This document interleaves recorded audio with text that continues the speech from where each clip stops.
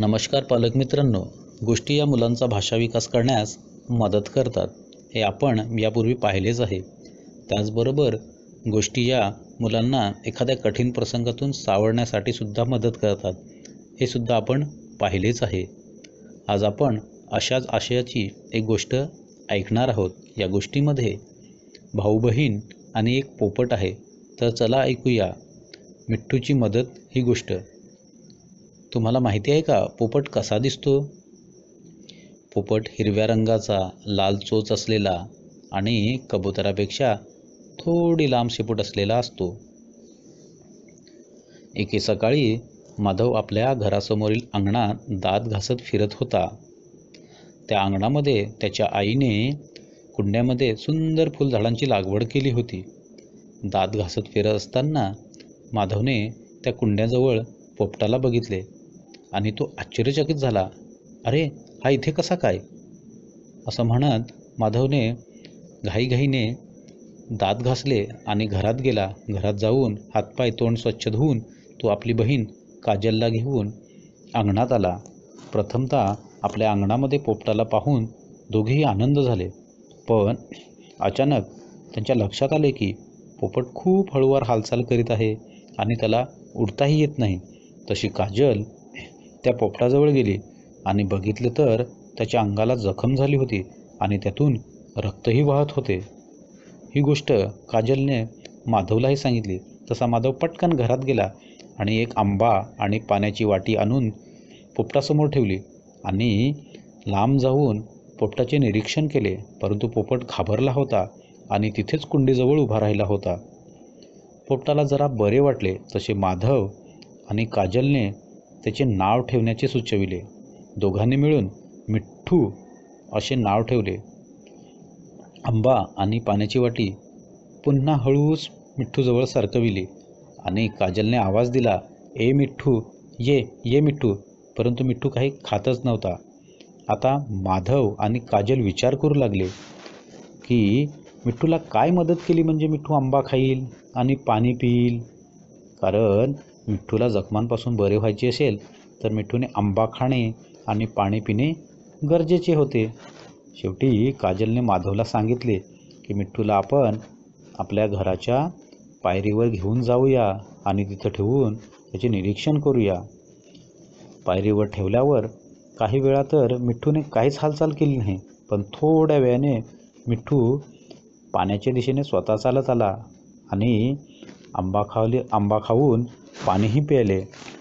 आंबा आणि पाणी पिलेले पाहून काजल आणि माधवला खूप आनंद झाला. 2-3 दिवस काजल आणि माधवने मिठ्ठूकरिताचे पाणी आणि अन्न बदलले आणि झाडामध्ये ठेवून त्याचे निरीक्षणही केले. थोड्या दिवसातच माधव आणि काजलच्या लक्षात आले की मिठ्ठू आता पूर्ण बरा झाला आहे आणि आकाशातही उडाला आहे.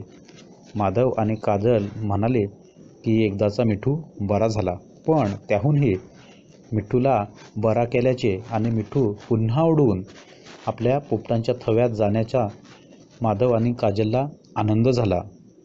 अशा प्रकारे गोष्ट सांगितल्यावर पालकांनी मुलाबरोबर गोष्टीचा थोडक्यात आढावा घ्यावा आणि जर तुमचे मूल 3 ते 4 वर्ष वयोगटाचे असेल तर त्याला साधे सोपे प्रश्न विचारावे.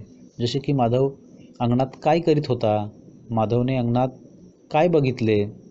अंगणात झाडांची लागवड कोणी केली होती? मिठ्ठूला काय झाले होते? माधवने मिठ्ठूला खायला आणि प्यायला काय दिले होते? असे सोपे प्रश्न विचारावेत. आणि जर तुमचे मूल 4 वर्ष वयोगटापेक्षा मोठे असेल तर गोष्टीवर आधारित थोडे तपशिलातील प्रश्न विचारावेत. जसे की मिठ्ठू का चालत नव्हता? मिठ्ठू बरा होऊन जेव्हा आकाशात उडाला तेव्हा माधव आणि काजलला कसे वाटले? धन्यवाद.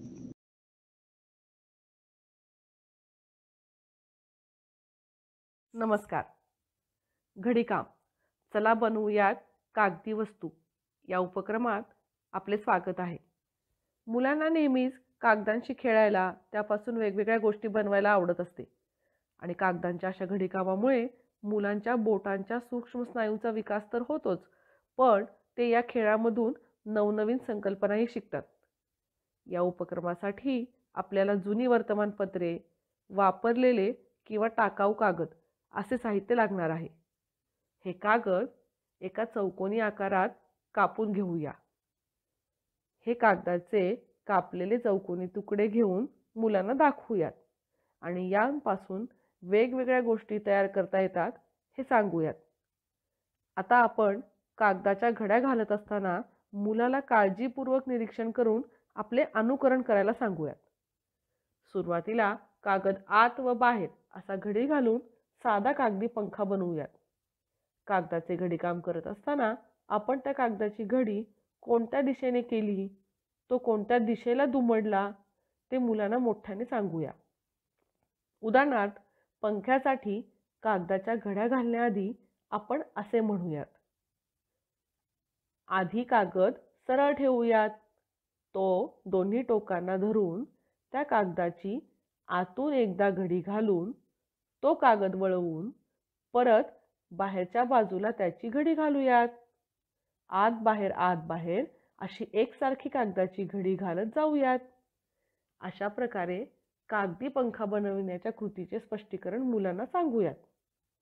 याचप्रमाणे कागदाची होडी, कागदाची टोपी किंवा आणखी वेगवेगळ्या वस्तू आपण यातून बनवू शकतो हेही दाखवूयात. ज्या वस्तू या कागदापासून बनवू, मुलाला त्या वस्तूला नाव द्यायला सांगून त्याचे वर्णन विचारा.